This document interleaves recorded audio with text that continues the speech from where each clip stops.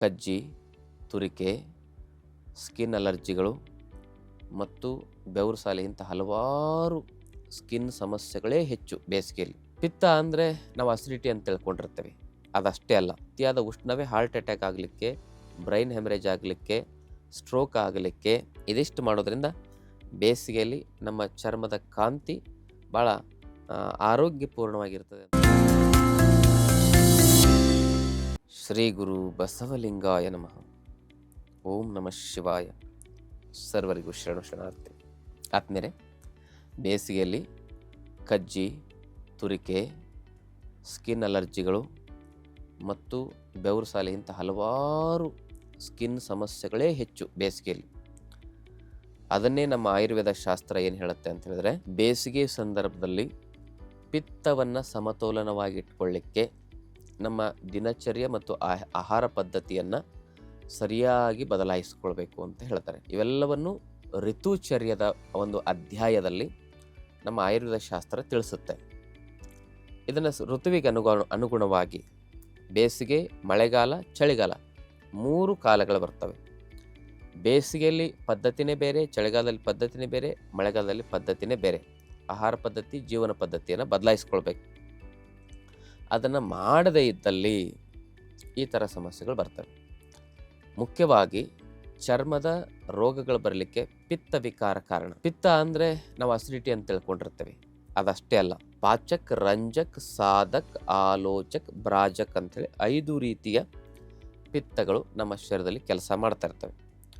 ಪಾಚಕ ಪಿತ್ತ ಜೀರ್ಣಶಕ್ತಿಗೆ, ರಂಜಕ ಪಿತ್ತ ರಕ್ತಧಾತುವಿನ ಪೋಷಣೆಗೆ, ಆಲೋಚಕ ಪಿತ್ತ ಮೆದುಳಿನ ಕ್ರಿಯಾಶಕ್ತಿಗೆ, ಕಣ್ಣಿಗೆ ಶಕ್ತಿನ ತುಂಬತಕ್ಕಂಥ ಕೆಲಸ ಮಾಡ್ತದೆ.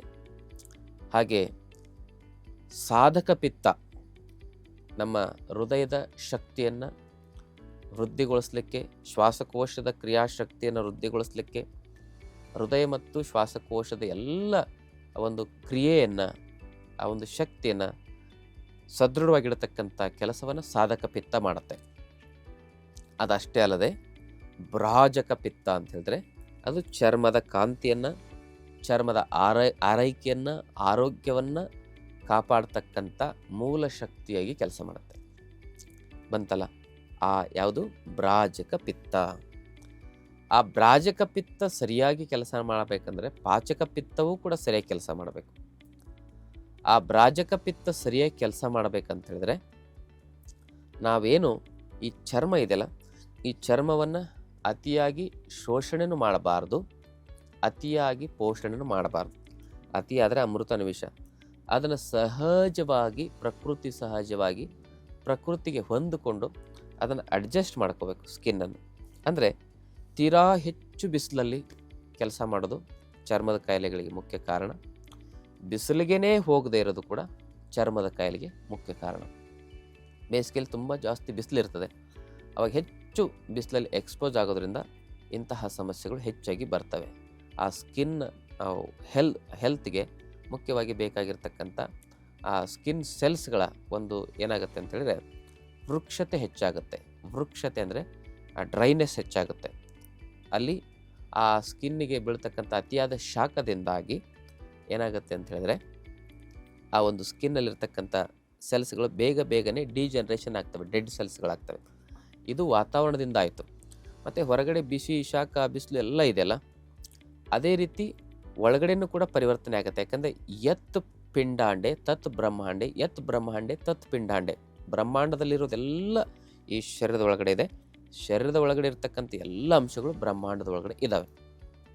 ಆಯಿತಾ? ಪಂಚಮಹಾಭೂತಗಳು ಹೊರಗೂ ಇದ್ದಾವೆ, ಈ ಶರೀರದ ಒಳಗಡೆನೂ ಕೂಡ ಇದ್ದಾವೆ. ಅವು ಎಲ್ಲಿದ್ದಾವೆ, ಹೇಗಿದ್ದಾವೆ ಅಂತ ತಿಳ್ಕೊಳ್ಳಿಕ್ಕೆ ನಿಮಗೇನಾರು ಆಸಕ್ತಿ ಇದ್ದರೆ, ಪಂಚಮಹಾಭೂತಗಳು ಇಲ್ಲಿ ಭೂಮಿ, ನೀರು, ಜಲ, ಗಾಳಿ, ಅಗ್ನಿ ಎಲ್ಲಿದ್ದಾವೆ ಅಂತ ತಿಳ್ಕೊಳ್ಬೇಕು ಅಂತ ಆಸಕ್ತಿ ಇದ್ದರೆ ಕಮೆಂಟ್ ಮೂಲಕ ಪ್ರಶ್ನೆ ಮಾಡಿ, ನಾವು ಅದಕ್ಕೆ ಇನ್ನೊಂದು ವಿಡಿಯೋ ಮಾಡಿ ನಿಮಗೆ ಆ ಒಂದು ಪಂಚಮಹಾಭೂತಗಳ ಬಗ್ಗೆ ತಿಳಿಸ್ತೇವೆ. ಹಾಗೆಯೇ ಈ ಒಂದು ಶರೀರದ ಉಷ್ಣತೆಯನ್ನು ಒಳಗಿಂದ ನಾವು ಕಡಿಮೆ ಮಾಡಿಕೊಳ್ಳಿಕ್ಕೆ ಹಣ್ಣು, ಮಜ್ಜಿಗೆ, ಎಳೆನೀರು ಇಂತಹ ತಂಪು ಪದಾರ್ಥಗಳನ್ನು ಸೇವನೆ ಮಾಡಬೇಕು. ಬೇಸಿಗೆ ಕಾಲದ ರೊಟೀನ್ ಇದು ನೋಡಿ. ಬೇಸಿಗೆ ಕಾಲ ಬಂತು ಅಂದರೆ ಶಿವರಾತ್ರಿಯಿಂದ ಬೇಸಿಗೆ ಕಾಲ ಬಂತು.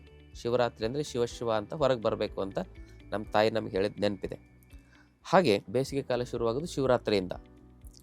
ಈ ಬೇಸಿಗೆ ಕಾಲದಲ್ಲಿ ಶಿವರಾತ್ರಿ ಹಬ್ಬದಲ್ಲಿ ನಾವೇನು ತಿಂತೇವೆ? ಉಪವಾಸ ಮಾಡಿದ್ರೆ ಹಣ್ಣು ತಿಂತೇವೆ, ಆಮೇಲೆ ಜ್ಯೂಸ್ ಕುಡಿತೇವೆ, ಎಳ್ನೀರು ಕುಡಿತೇವೆ. ನೋಡ್ರಿ, ಹಬ್ಬ ಹರಿದಿನಗಳಲ್ಲೂ ಕೂಡ ಆಹಾರ ವಿಜ್ಞಾನವನ್ನು ನಮ್ಮ ಪೂರ್ವಜರು ನಮಗೆ ತಿಳಿಸಿಕೊಟ್ಟಿದ್ದಾರೆ. ಮಳೆಗಾಲದಲ್ಲಿ ಬರುವ ಹಬ್ಬಗಳಿಗೆ ಆಹಾರನೇ ಬೇರೆ, ಚಳಿಗಾಲದಲ್ಲಿ ಬರುವ ಹಬ್ಬಗಳಿಗೆ ಆಹಾರನೇ ಬೇರೆ, ಬೇಸಿಗೆ ಕಾಲದಲ್ಲಿ ಬರುವ ಹಬ್ಬಗಳಿಗೆ ಈ ರೀತಿ ತಂಪು ಪ್ರಧಾನ ಆಹಾರವನ್ನೇ ಸೇವನೆ ಮಾಡ್ತಾರೆ. ಇದು ಯಾವಾಗ ಹಣ್ಣು, ಸೊಪ್ಪು, ತರಕಾರಿ ಇವನ್ನ ತಿಂತೇವಲ್ಲ, ಇದರಿಂದ ಏನಾಗುತ್ತೆ, ಶರೀರದಲ್ಲಿ pH ವ್ಯಾಲ್ಯೂ ಬ್ಯಾಲೆನ್ಸ್ ಇರ್ತದೆ. ಆ ಒಂದು ಶರೀರದ ಹೀಟನ್ನು ನಿಯಂತ್ರಣ ಮಾಡ್ತಕ್ಕಂಥ ನ್ಯಾಚುರಲ್ ಆ ಒಂದು ವ್ಯವಸ್ಥೆ ಇರ್ತದಲ್ಲ, ಆ ಒಂದು ಥರ್ಮೋಡೈನಮ್ ಅಂತ ಏನು ಕರೀತಾರಲ್ಲ, ಅವೆಲ್ಲವೂ ಕೂಡ ಸಹಜ ಸ್ಥಿತಿಯಲ್ಲಿ ಕೆಲಸ ಮಾಡ್ತವೆ. ಅದರಿಂದಾಗಿ ಅತಿಯಾದ ಉಷ್ಣ ಆಗಲ್ಲ. ಅತಿಯಾದ ಉಷ್ಣವೇ ಹಾರ್ಟ್ ಅಟ್ಯಾಕ್ ಆಗಲಿಕ್ಕೆ, ಬ್ರೈನ್ ಹೆಮರೇಜ್ ಆಗಲಿಕ್ಕೆ, ಸ್ಟ್ರೋಕ್ ಆಗಲಿಕ್ಕೆ, BP, ಕೊಲೆಸ್ಟ್ರಾಲ್ ಹೆಚ್ಚಾಗಲಿಕ್ಕೆ, ಕಿಡ್ನಿ ಫೇಲ್ ಆಗಲಿಕ್ಕೆ, ಲಿವರ್ನಲ್ಲಿ ಇನ್ಫ್ಲಮೇಷನ್ ಆಗಿ ಲಿವರ್ ಸಿರೋಸಿಸ್ ಆಗಲಿಕ್ಕೂ ಕೂಡ ಮುಖ್ಯ ಕಾರಣ. ಅದು ಯಾವುದರಿಂದ ಶುರು ಆಗುತ್ತೆ? ಬೇಸಿಗೆಯಲ್ಲಿ ನಾವು ಚರ್ಮವನ್ನು ಸರಿಯಾಗಿ ಆರೈಕೆ ಮಾಡದೇ ಇರೋದ್ರಿಂದ, ದೇಹದಲ್ಲಿ ಸರಿಯಾಗಿ ನಾವು ಆಹಾರ ಪದ್ಧತಿಯನ್ನು ಬದಲಾವಣೆ ಮಾಡ್ಕೊಳ್ಳೋದ್ರಿಂದ ಆಗುತ್ತೆ.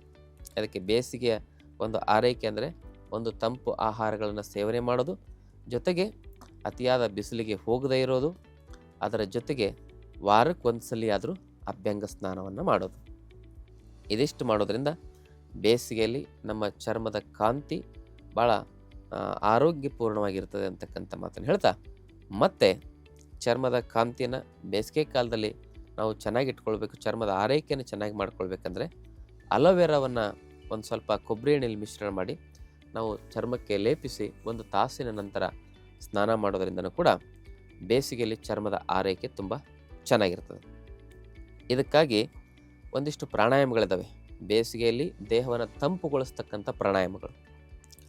ಆ ಪ್ರಾಣಾಯಾಮವನ್ನು ನೀವು ಕಲಿಬೇಕು ಅಂತ ಆಸಕ್ತಿ ನಿಮಗಿದ್ದಲ್ಲಿ ಕಮೆಂಟ್ ಮೂಲಕ ನೀವು ತಿಳಿಸಿ. ನಾವು ನೆಕ್ಸ್ಟ್ ವಿಡಿಯೋದಲ್ಲಿ ಆ ದೇಹವನ್ನು ತಂಪು ಮಾಡ್ತಕ್ಕಂಥ, ಬೇಸಿಗೆ ಸಂದರ್ಭದಲ್ಲಿ ಉಷ್ಣ ವಿಕಾರಗಳ ನಿವಾರಣೆ ಮಾಡ್ತಕ್ಕಂಥ ಪ್ರಾಣಾಯಾಮಗಳು ಏನೇನು ಅನ್ನೋದನ್ನು ತಿಳಿಸ್ಕೊಡ್ತೇವೆ. ತಮ್ಮೆಲ್ಲರಿಗೂ ಶರಣ. ಇನ್ನಷ್ಟು ಆಯುರ್ವೇದ ಮತ್ತು ಯೋಗ ಚಿಕಿತ್ಸೆ ಟಿಪ್ಸ್ಗಾಗಿ Vaidyashri health tips channel subscribe ಮಾಡಿ, ಹಾಗೆ ಫೇಸ್ಬುಕ್, ಇನ್ಸ್ಟಾಗ್ರಾಂನಲ್ಲಿ ಫಾಲೋ ಮಾಡಿ.